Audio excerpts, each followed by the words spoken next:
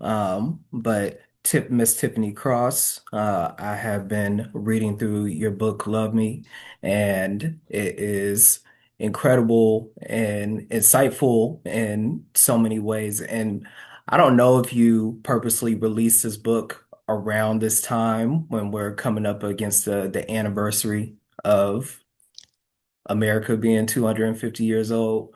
But it makes it all the more timely for the conversations that you're talking about because they're equal parts contemporary and about with the past that we're still dealing with. Um, and so we'll talk about that in just a second. But I've been noticing that you said this is not really a memoir, but you are talking a lot about yourself, and Yes. you're kind of doing it as a journalist, like you're treating yourself as the case study, and for Black women in a lot of ways. So why did you feel that your story had so much crossover with Black women across America? I mean, God dang, Donovan, you said a lot. And then like lands on that question. So I'm gonna get to all the things you said, and Yeah. then I'll get to your question if I can remember it. But first of all, on the 250 thing, I have to tell you, I ain't bit more thought about 250, America being 250 years old. I mean, I think none of that really applies to us. I think a very uh, that is a white American's perspective of the founding, what they call the founding fathers. That's not anything that entered my thought process when writing this book at all. And I say it's not a memoir because I don't believe it is one. I mean, I always ask people, does it read like a memoir? So I'm curious if you think it reads like a memoir because that certainly wasn't my intention. I just don't think enough of myself that I would say, here's a whole story about me, and everybody go out and buy a book about me. I would like to think I'm not that self-involved or self-possessed. I wanted to write a story that was a snapshot of this moment in time, independent of any 250th anniversary of the founding of America, as they call it. It was really just a reflection to Black women that we are not alone in the multiple ways we're being crushed right now. And I know I felt personally, professionally, and patriotically crushed Mm. all at the same time. And I really didn't know what to do with myself. And to peel myself off the floor, I tried it on my own, but it was really other Black women around me who were extending hands to me, who were being crushed, but maybe crushed in different ways. And so we kind of lifted each other up as we climb, as has always been the case with Black women. So, yeah, there was nothing about this book that was rooted in 250. It's just that the stars aligned that it would come out at a time of the 250th anniversary of all that's happening. But isn't it something though? Like it's the 250th anniversary, but Black women have been in this country far longer than 250 years, That's and right. even who they call the founding fathers, who were enslavers. Just this country would not be without us. Uh, it's something about this moment in time to recognize that we made this country a superpower. All that this country has today to make it the player that it is on the global stage, which is drastically shifting, by the way. We built it. We made it into our labor, our bodies, our blood made this country a superpower. And their stupidity is eroding that power on Mm. the global stage.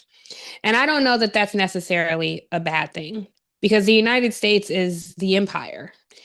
And we have been soul crushing to a lot of entities, including its own people, including people who look like you and me. So perhaps it is a time for us to reflect on who are we as a people as this empire falls. All empires fall. And as this empire falls, we have to contend with the question of who are we? Who do we want to be? What comes next? And as we contend with those questions, I think for us as Black people, the biggest question is what could we possibly co-create with people who do not see our humanity? Mm.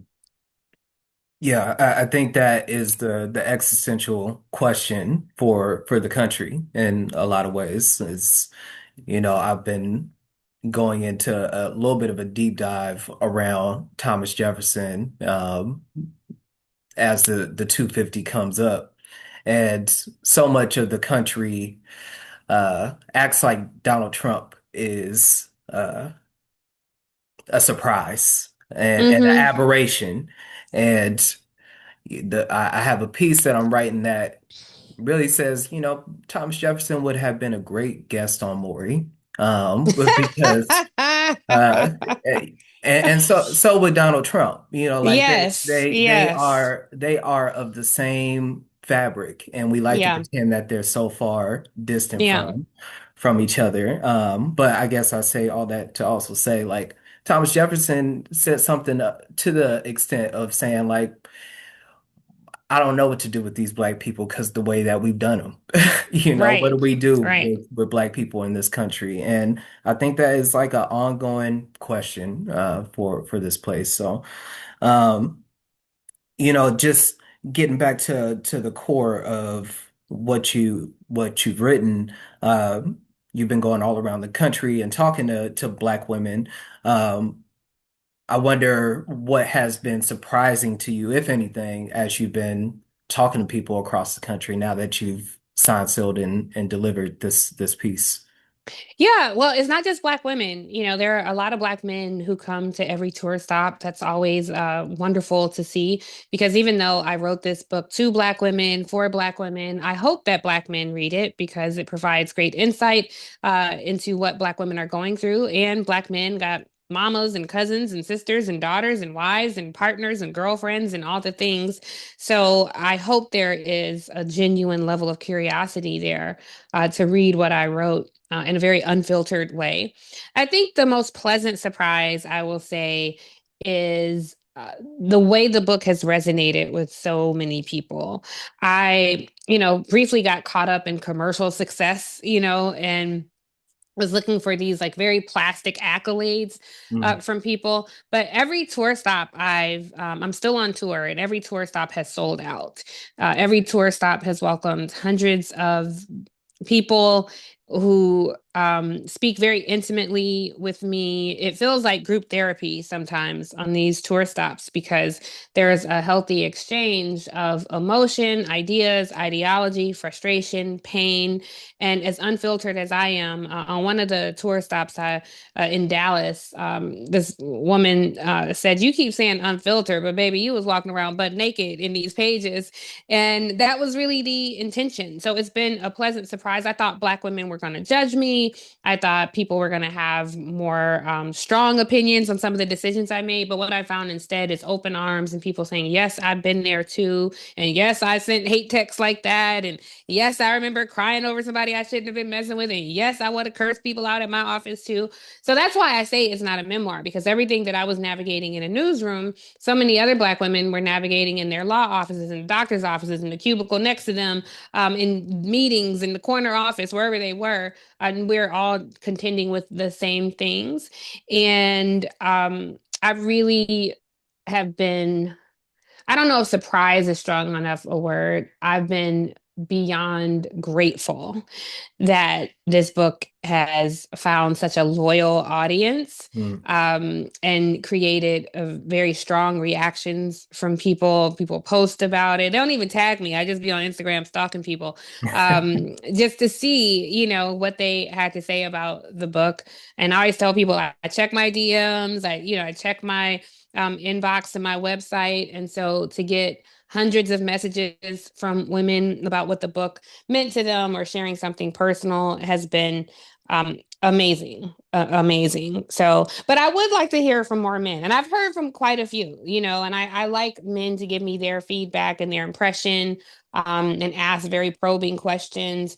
And men will stand up and ask questions and say, listen, I read your book, sister. Let me just tell you, as a man, this is how I would have received those words from you. So those conversations have been great. What I also like about that about this exchange we're having.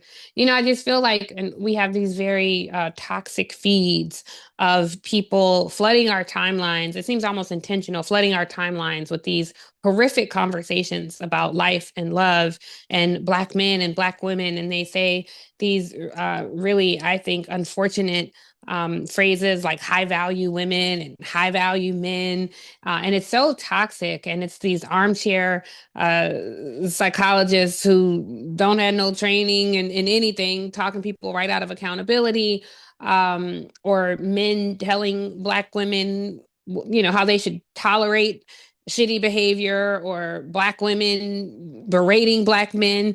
And I don't have discourse like that. And I don't believe that that is representative of how we engage with each other. So I have really loved being a part of this movement and effort to elevate the discourse and make voices that are a little more grounded in truth and Blackness. And I won't even say excellence, because it's not even about classism, but grounded in love, to have these conversations and welcome other people into the discourse. Because when I think about who I was reading growing up, and the conversations that I was privileged enough to hear. You think of, Bell Hooks and Toni Morrison and Susan Taylor, and you think about that viral clip of Nikki Giovanni and James Baldwin that people were sharing some years ago. I think I would like us to revisit that, and I hope it's a part of an effort to convince people that algorithm is not the vibe, and to put their phones down and to start picking up and reading actual books again. Yeah, and that was actually a good dovetail into what my next question was going to be. It's just, what do you feel is the biggest challenge for Black folks right now in navigating the media landscape? And maybe it's the algorithm, like you just Yeah. said.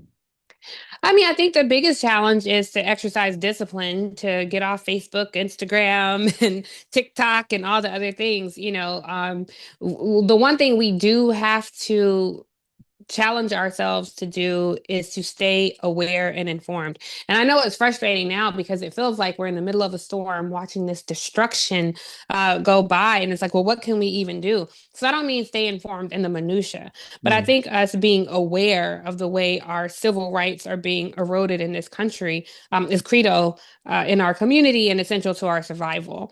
I also want us to be aware because I've seen, some comments when ICE was disappearing people off the street, and I would see some of our people say things like, well, that's who they voted for, so whatever, I'm minding my business. um that's not who we are. I mean, I write in the book statistically how that's not who they voted for, and factually, because I think there is an effort to divide and conquer, make all these Black and brown people hate each other, and then the systems of white supremacy will continue to prevail. But this system has a way of making turning men into monsters, and I think the beautiful thing about Black women is the elasticity of our hearts and how we feel and how we love. And so we don't love as self-sacrificing creatures ready to lay our lives down for people who don't care about us, but we do love from a very pure place that centers humanity. And so I don't celebrate this government crushing anybody. I don't celebrate systems that allow for mass men to shoot a mom in the face and a nurse in the back. Just who I am as a human being doesn't go for that. And I think there's a mysticism about Black women and our capacity to love. So I hope that we can keep our humanity intact and remember who the enemy is, because we are all collectively being crushed. And if we mind our business in that way, who y'all think they gonna crush next? And they're crushing us as we speak. And I think that was a misnomer too. After the election, people thought Black women were just sitting around with our arms folded in a tantrum, and that wasn't the case at all. But we understood that the country had no interest in hearing what we had to say, and so we spoke only to each other. That wasn't um that wasn't us getting Manny and Petties, that was us organizing and building shelter because we very much understood the onslaught that we uniquely were about to face. And we're seeing that. as hundreds of thousands. I mean, I think we're getting close towards upwards of 700,000 Black women who have been pushed out of the workforce, who are unemployed or underemployed. And that's going to cast a dark shadow across every pocket of society. All the hatred they meant for us will boomerang and hit their own communities, hit these veterans that they love to tote their support and, lie about how much they care about the troops. Black women served unique roles in the federal government. And so when Black women are not working, America is not working. And we're going to see that. But if you're tuned out and if you're just scrolling, doom scrolling, you'll miss those things. And this is a moment of time that's testing us. People say this is like Jim Crow. I'm like, no, this is like post Reconstruction again. Mm.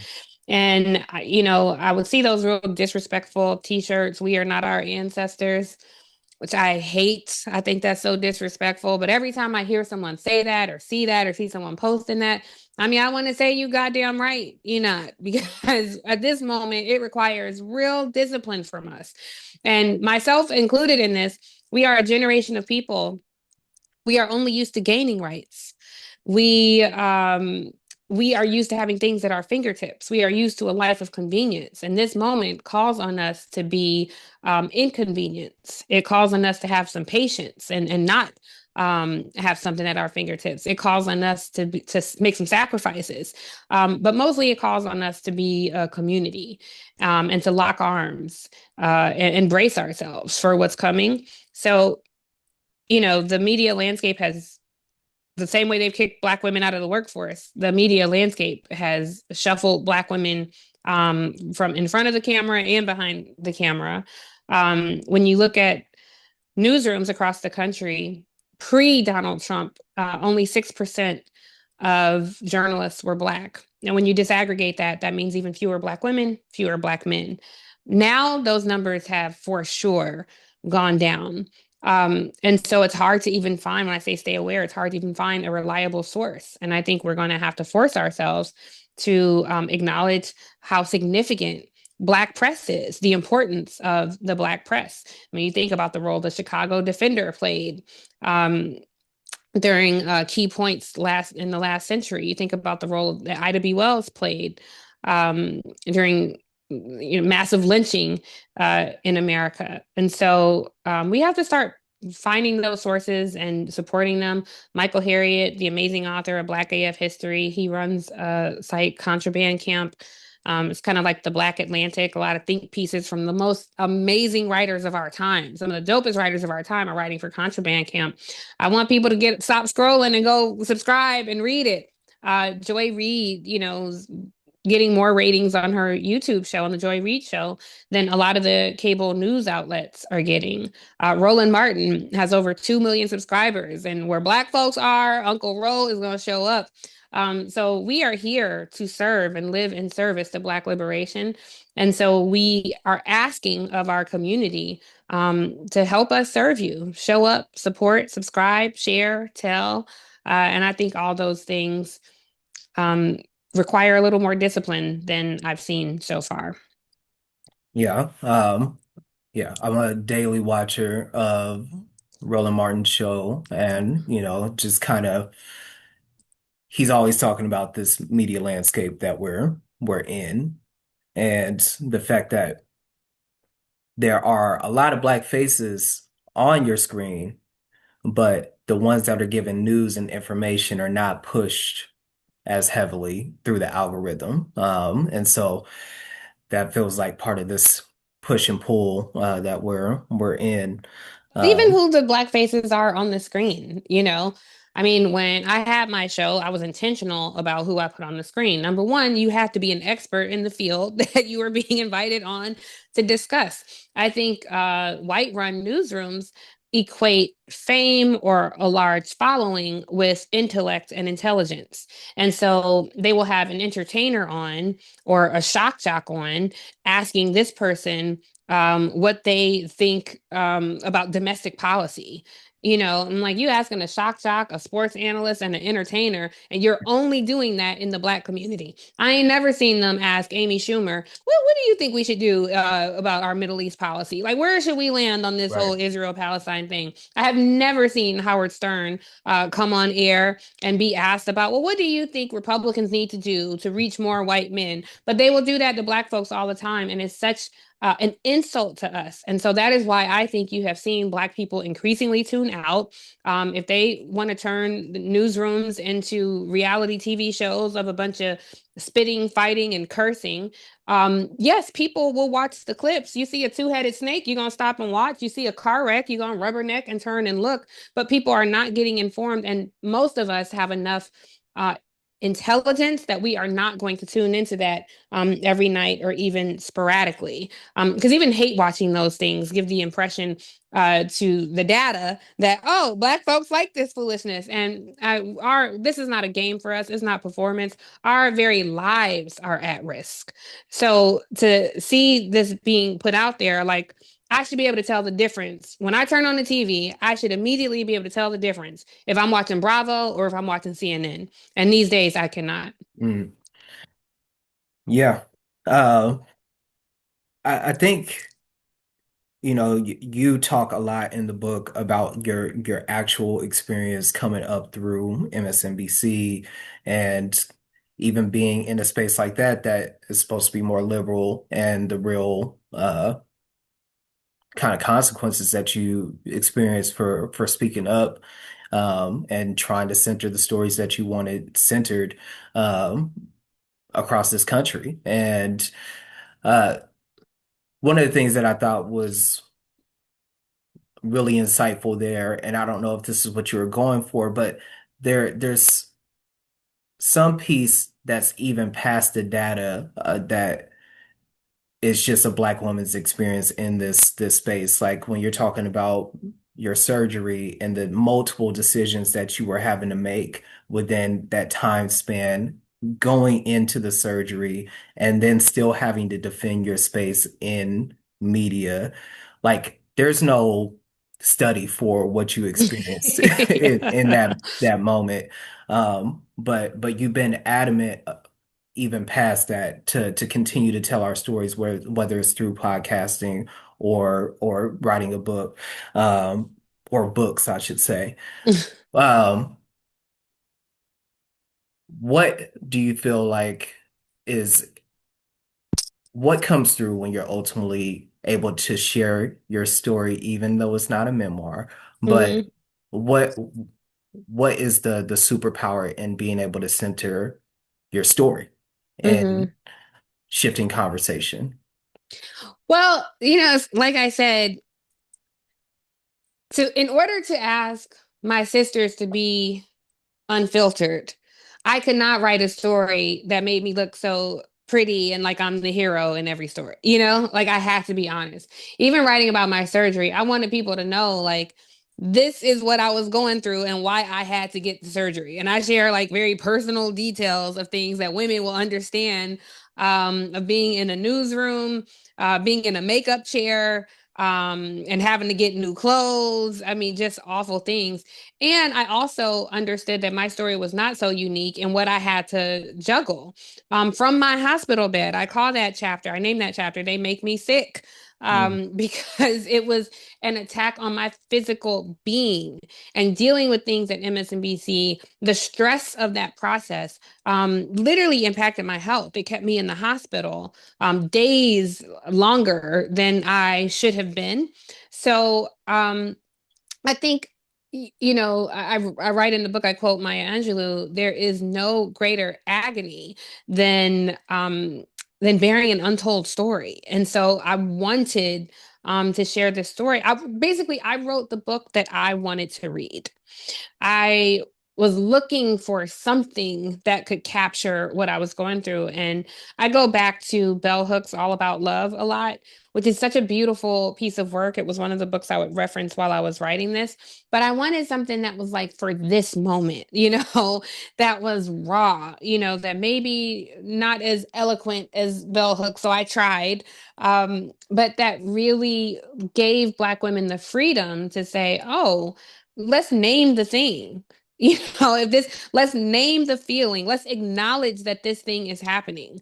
Let's acknowledge that we are being bruised by our country, by our careers, and by our counterparts, maybe unintentionally. And I even tried to be really clear about that. I don't know if you've gotten to this part in the book, but I definitely didn't want it to be like I'm here bashing Black men because Yeah. that's not the case. Like I try to specifically shout out Black men. I try to give examples of how Black men showed up for me when I had my show, when I lost my show. But I also wanted Black men to know, hey, this is what your good time cost us. This is what the pain and hurt feels like on the other side of this. And to say, it is our highest honor to love you, brothers. Like we are here, we have love in abundance. We very much want to give it to you. Women don't just have a desire to love or to be loved, we have a desire to give love. And so I think there was power in saying those things. I think there was power in being vulnerable. And I think that is a vehicle that drives you inward to get to the depths that self love demands of us. And so again, the book is Love Me. It's not a plea. I ain't asking Black women for nothing. As much as Black women have done, I'm not asking my sisters for nothing. It is love, comma, me. It is an offering. It is me laying myself on bended knee, washing your feet in these pages, living in service to Black women because I owe Black women for being the inspiration to pull me out of my darkest place. And I owe the ancestors for reaching through the generations, gripping my throat, gripping my heart, saying, no, you will love yourself. And you will not let the world tell you who you are. And so I tried to bleed on these pages. I wrote every word, Donovan. I wrote every single word in this book, in every sentence I wrote, every way it could be written until the words flowed poetically, until it was literate, until it was digestible, until it made sense, and until it was the most honest I could possibly be. So it wasn't just power for me. 'Cause courage is contagious. So it was, a little purple piece of vibranium that I could offer my sisters out there who were struggling with the same thing, or older women who had struggled, more seasoned women who had struggled with things, or younger women who are looking to my generation of what they desire to be. It's an interesting, I don't know if you've seen like the internet meme where they say it's so strange being the same age as old people. I'm like, yeah, I kind of feel that way. I'm at a point now where I'm like middle aged, like I'm entering a new season of life, and it feels like I'm meeting myself for the first time. And it's been a beautiful process, a painful journey, but a beautiful journey as well. And so, like there's a knowingness that comes with that. There's wisdom that comes with that. And so when I see young women who are like 30, going through the motions in life, who think they got it figured out or who just realizing they don't have it figured out, whatever it is, I see them with such love. And I see, or even 20 somethings, I see these young women and I have such grace and love for them. It's like, yeah, girl, keep coming, keep coming. I'll see you down the road. And I also understand as I look ahead to this next season of my life that there are 70 something year old women, 60 something year old women who are looking at me like, oh, you think you met yourself? You're going to meet yourself about 3 or 4 more times. Keep coming down the road, sis. We'll be here when you get here. That's such a beautiful thing, I think. And it's so, I feel sorry for people who don't have the beauty of the community that Mm. Black women have. And I don't know any other community that has what we have. It's metaphysical almost. We have conversations without speaking. I love every woman who's reading this book. I don't know them, but I love them. I don't know them, but I know them. And I don't know any other people that got it like we do. I can Mm. tell you, Donovan, even with Black men, well, just Black people as a whole, I think when we think of Black women, there's something mystical there too. But just Black people as a whole, you and I could have we have one conversation that's for everybody, and then we can have a whole different conversation that somebody would need to translate for Right, somebody. right. We have we're different geographically. I'm probably a little older than you. We have different experiences, but there's a commonality that links us. I don't know you, but I know you. I Yeah. could come to your house on Thanksgiving and I know what I'm gonna get. I know what it's gonna look like. I know the questions to ask, I know how to greet your mama. Like there are just things that I know. I didn't see you when you were young, but I had an idea what your childhood looked like. I have an idea of things that your mom said to you. And I just think that kind of lineage, that kind of commonality, that is our superpower. Yeah. And that's that ancestry and just kind of tradition being passed on. Uh, there is a part in the book where you're talking a little bit about ancestry and imagination and this kind of debate Yes. with Andrew, and I'm forgetting who he was talking to. Latasha Brown, Latasha Latasha Brown. Brown. If you, So, I don't know what you're working on, but Latasha Brown is an amazing interview. She is the co-founder of Black Voters Matter, but she's also a love evangelist. Like she just embodies love. Everything about her is soft and kind and giving, but she's fierce. She's a warrior. But she's well known. You can see clips of her and Google her. She sings beautifully. But yes, I write about Andrew and Latasha being at my house with Congresswoman Ayanna Pressley and her husband. And that conversation it gives me goosebumps to think about it. And I try not to read that passage on the tour because it always makes me choke up. mm, yeah, it's a good conversation. It's something that I think about, in regards to this country, uh, imagination and like the lack of imagination that I think oftentimes the country is in, and that really the imagination, the good things, a lot of times are springing from the people who have the least amongst us, so to speak, and can imagine something different. And Yeah. so that back and forth, um, I guess just for you at this intersection of where we are at today, um, what what do you imagine for Black people in this country? What is Hmm. your vision? Freedom, freedom, liberation. And I hope that's not a question that only I am asking. All of us are in some parts, the dream and the hope of the enslaved. Although I question that in the book as well, um, because we say we are the dream and the hope of the enslaved, but perhaps the dream and the hope of the enslaved was to go home, to their home, to our home, to West Africa. Um, but beyond that, because people can read about that in the book, and I'm not trying to be a spiritual guru and say, oh, I got it all figured out. You guys read this book. This is your key to happiness, and this is how we save ourselves in this country. I'm just offering up things for people to think about. I don't like to tell people what to think. I'm just offering things for them to think about. And if we think about it through that lens, somebody prayed for me to be able to sit right here right now and talk to you. Somebody prayed for you, Donovan, to be able to report, to live freely. And they sowed a seed into our lineage, into this generation, into this time of life right now. And that was their responsibility. That was their burden to bear, because they could imagine a better future for us. So I hope collectively we as Black people are all asking, what are we sowing into our lineage right now that is going to be the dream and our dream and hope, for future generations of Black people? That is the burden we bear. That's our responsibility. Um, I don't look at it as a burden, but it is it is a life that demands that of me.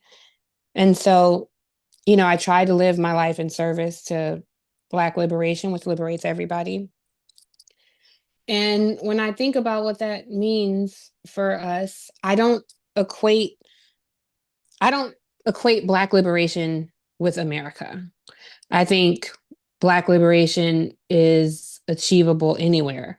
I've been having conversations, some with Latasha, where she talks about liberation. We keep thinking of liberation as a destination, like we're on this journey toward liberation.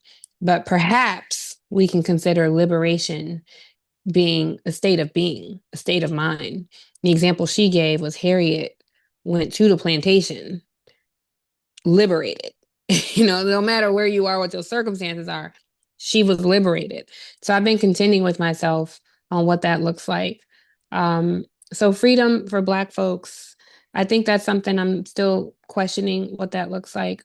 And I write about this in the book as well. Even the professions we chose were in response to a community need that was born out of systemic oppression. I Mm. wanted to be a journalist to tell our stories because we were summarily kept out of newsrooms and they were getting so many things wrong.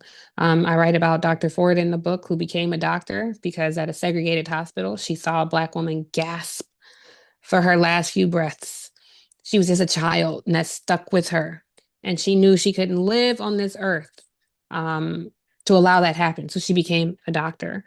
I'm sure you have an origin story about why you're doing this.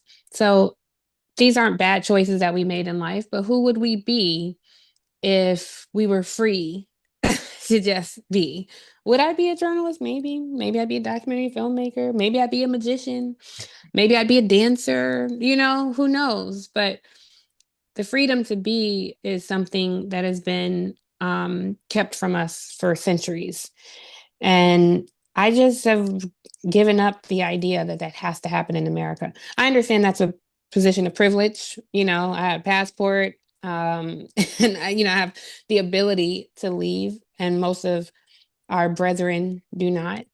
But I think we have to at least start to ponder, at least tap into our imagination. Answer your questions now. And also, just so I'm aware for your time, do you got a hard stop? I don't have a hard stop. I just have a bunch of stuff to do. Okay. And my phone is going crazy and I don't know what's going on, but people keep saying congratulations. And I'm like, I kind of want to know what y'all are talking about, but let me focus on this. All right. But I'm good. I'm good for now. I'm good for now. Okay. Well, congrats, whatever it is. Thank you. Yeah. Um, I'm gonna ask this question, then I'm gonna ask my last questions. Okay. Uh, so just how are you celebrating the anniversary of the Montgomery Riverfront Brawl this year? August 10th, Yeah. August 5th, 2026. I commemorate that day ever since it happened. This year, I just posted this. I was like, because Juneteenth was such a vibe, like I don't know Mhm. what was going on Juneteenth, but every city was like lit. New Yeah. York was on fire because it was the Nixon Five. DC had like a universal line dance. Like every Black person had somehow we communicated telepathically that every Black person was supposed to start doing a line dance. It was a party at the Blacksonian. I feel like Black people really needed this. And don't that say something about us? All Mm. the things we're confronting right now, we are still a joyful people. We still have our humor, our love, our community, and our joy. So Black joy is defiant, and that's the one thing, no matter what they do, they cannot take that away from us. Where two or more shall gather, there will be some joy and some laughter. And I love that about us. So for the Montgomery bus brawl or boat brawl this year, I have no idea. Honestly, I wouldn't mind going to Montgomery to see the landmark because there's a wonderful artist who is constructing a large white folding chair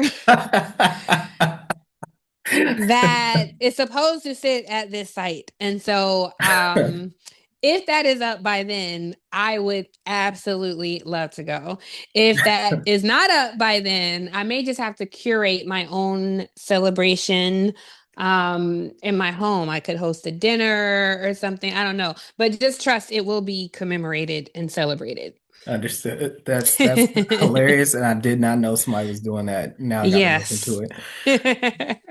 Um, okay. I wanted to just do a quick fire round with you. Yeah. So I was gonna say two different words or names, and I want you to tell me which one resonates with you the most and just give me 30 seconds of why. Okay.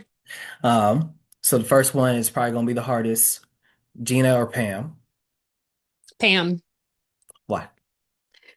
I just thought it was ridiculous that Pam was on the receiving end of so many insults when she was so fine and gorgeous and beautiful. And it seemed to highlight a level of colorism in the community. It was just nonsensical, you know. And she was like the manless friend, and I was like, she's so dope. She's gorgeous, she can sing, and so talented. So yeah, I like Pam, and I love their friendship. I love the friendship between Pam and Gina. But yeah, Pam, I just always felt like, why are we making fun of Pam? You know, like, why is Mm. she the butt of the joke all the damn time and she's so fine? So yeah, Pam. Ebony or Jet? I'm gonna go with Jet. Um, but this is a shallow reason. I think Ebony documented so many amazing moments in history for Black people. So they, you know, have a role in a space. Like in the Blacksonian, there's like an ebony exhibit. So I think they matter. Jet, I think, was a little more like pop culture, you know. And you know, it may have been controversial, but that Jet Beauty of the Week, I feel like there was something to be said about celebrating Black women on their terms, um, and our beauty, you know, because we were so overly sexualized. It was like, you know, go cover up Black women, and we, you know, you can only be smart, and we don't want to, you know, you even see like politicians like Kamala Harris is just gorgeous, you know, a naturally beautiful woman, but she will swallow it sometimes in her attire and her suits. And it's like, no, you know, like take me seriously. And I dare say that we can be taken seriously and fine and talented and educated and informed, and sexy, and all the things. So I like the idea of Jet because it celebrated some of our more, and like the wedding announcements they used to do. Like it was kind of like all the things for Black people. And I have an idea that somebody, I think somebody's working on this, but it was my idea, but I gave it to somebody to do a Where Are They Now on Mm. some of the Jet Beauties of the Week. Because it was so, like, I remember looking, I always wanted to see who the Jet Beauty of the Week was. And I would be curious, like, where are those women now? Like, whatever happened to the girl who liked reading and jogging and was a teacher and was gorgeous? And like, where is she at 60 today? Where is she at 53 today? You know? So anyway, Jet.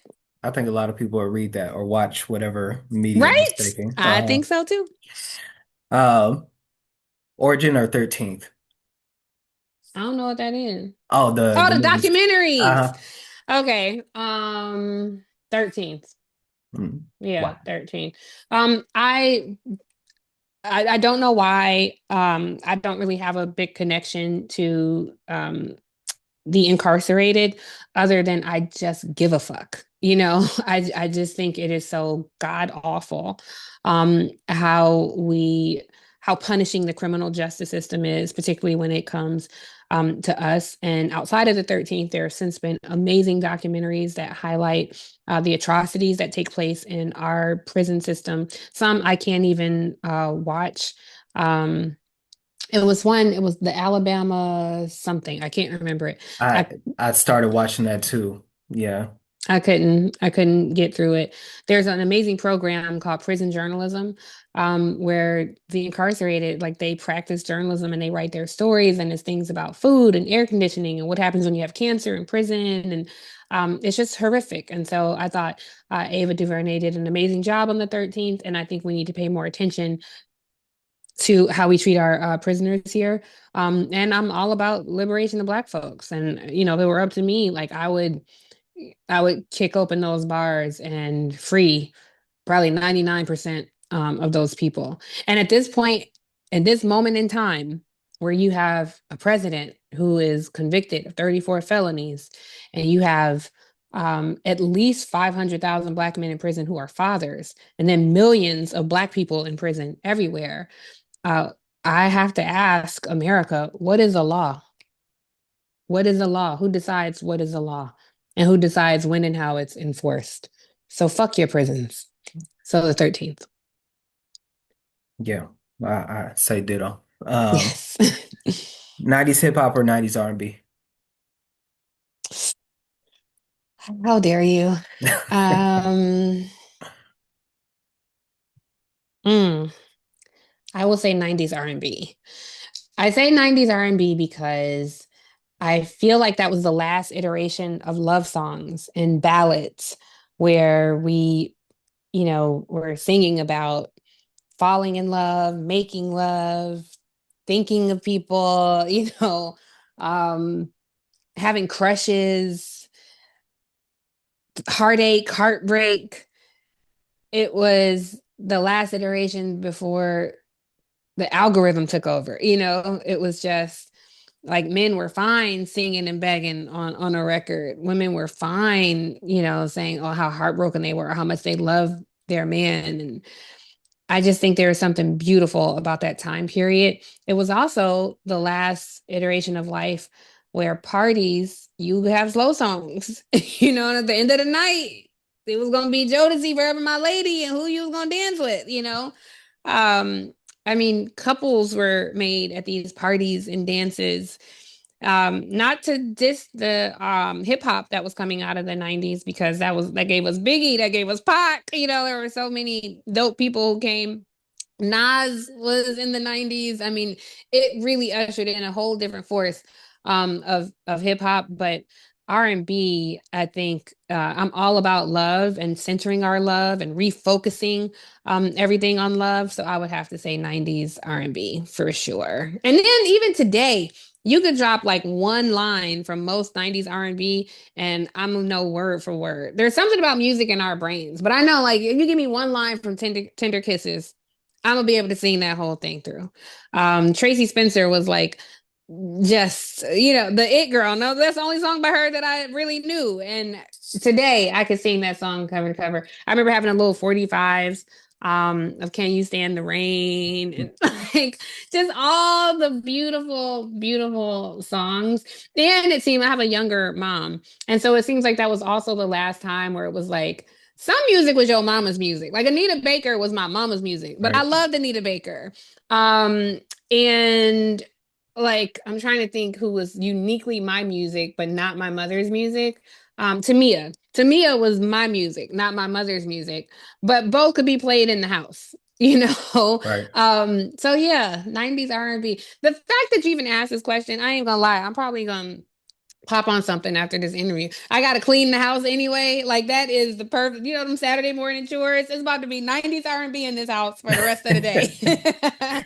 Well, that I was gonna say, what song or album is getting you through right now? So it sounds Oh, like I got whatever. one. Uh-huh. It's not 90s R&B, it's Kirby. She is a singer that does not have like huge commercial success, I don't think. It's Kirby. But she has such a beautiful voice. She's from Mississippi. She don't sound like Erica Badu, but her whole vibe is like Erica Badu vibes. She kind of weird and funky and she does these like very explicit visual interstitials with her music and her voice is beautiful. So she has this song called Loved by You, and it's a ballad and it's gorgeous. But she also has another song, Miss Black America. Like she writes about oppression. She sings about just things that are happening. And I don't know, it kind of feel like I'm gonna take a hot take here. It kind of feel like hip hop is a little over. Like I'm like, Hmm. I don't know about hip hop anymore. It feels a little dead to me. It's like everybody wants that commercial success. And like in the 90s and the 80s, it would be so many fuck Trump songs right now. It would be so many like fuck this system songs right now. And we don't have that. We have a lot of hip hop artists rapping about making bank, getting bitches and just all kind of things where you're like, oh, this doesn't really resonate with me anymore. And I'm not turning into one of those like wag my fingers, get off my lawn people because there are some hip hop artists who I like, but it seems like it's harder for the people who are saying something to break through.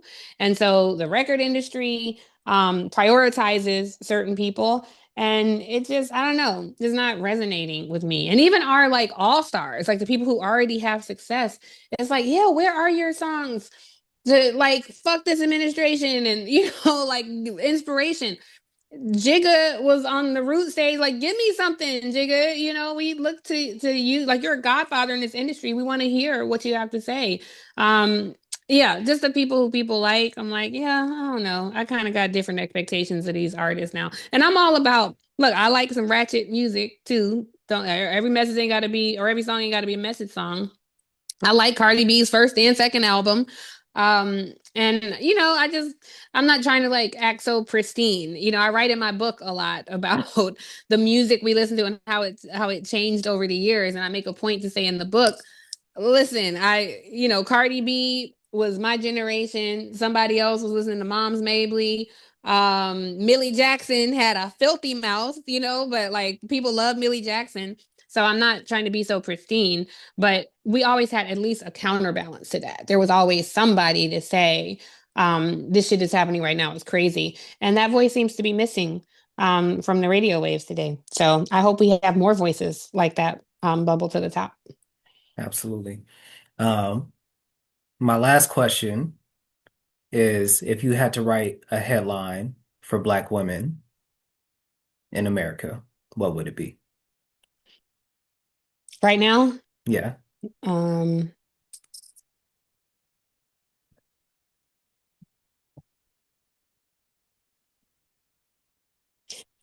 this shit is crazy, but we will survive. Boom. Love it. Well, I appreciate this conversation. Again, thank you so much for uh talking with me a little bit and giving us more insight into you and to love me. Go get the book. Oh, wait, I gotta say Support. about the book. Uh-huh. The book, the cover, I was intentional about this because I don't get to say this all the time. The cover is meant like on my nightstand, I have bell hooks, all about love. I also have another book, Golden Slippers, which is this book of Black poets from the Harlem Renaissance. But when you go in somebody's house and you see bell hooks, like it's kind of a flex, it's like, oh, okay, like it tells you something about them. I would be so lucky if people felt that way about this book. I want people to get the hardcover as decoration in their house. The book is purple because if you mix all the colors of the American flag, you get various shades of purple, depending on how much of the color. I wanted the Black woman to look like your average Black woman. I didn't want her to look coiffed or, anything like, yeah, give me some locks or some braids, give me a fro, like give me something. Let me see them hoop earrings, like I wanted it to be somebody who we saw and saw in ourselves. And so I just want this. I look at this book every day. I have it decorated all around my house. Even if this weren't my book, I love this cover. And so I hope people will get the hard copy of the book.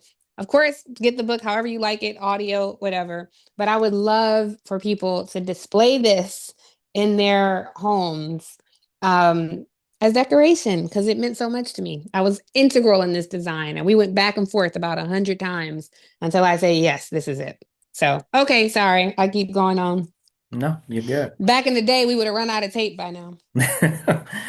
Well, the book is beautiful. The words are beautiful. Go get it. And from Portland folks, go get it at Third Eye Books. So Is again, Third thank Eye you. Books an independent bookstore? It is independent black owned bookstore. Yep, Okay, can I say one more thing and then you I'm gonna be can. quiet and let you go. Um, Black bookstores all across this country are struggling. And I'm guilty of this too when you hear about a new book and you're like, okay, Amazon, do your thing. But when you buy from Black bookstores, you help them make their year sometimes.